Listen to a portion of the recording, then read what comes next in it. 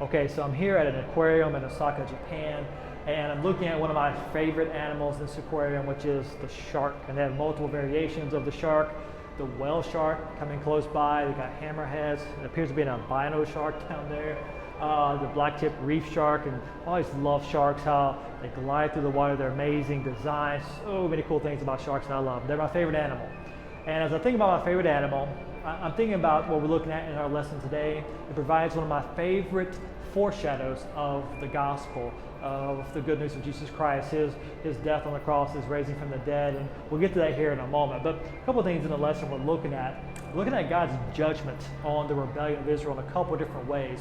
We see Korah and those with him, they rise up, they want to usurp leadership that God had not given to them, and they complain that God, or actually Moses, hadn't delivered Israel into the promised land. Ultimately, God hadn't in their minds, and they want to take over leadership in a certain way.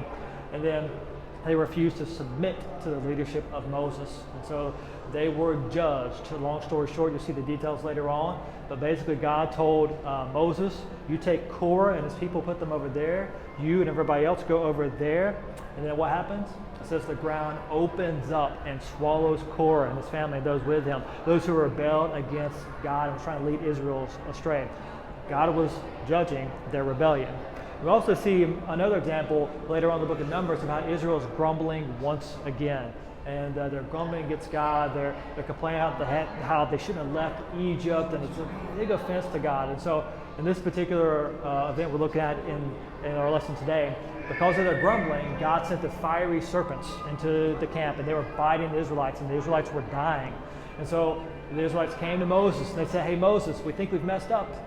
And I'm sure Moses was thinking, you think? Could you stop grumbling? That'd be great, you know? And he's like, yeah, you have. And they said, well, pray to God for us, and Moses does. And God gives Moses some instructions. He tells Moses, take a pole and take a bronze serpent and put it on the pole. And then if someone in the camp is bitten by one of these snakes, if they will turn and look to the snake, the serpent on the pole, they will be saved and they will not die. And so that's what they do, and people are saved through this mechanism that God put in place.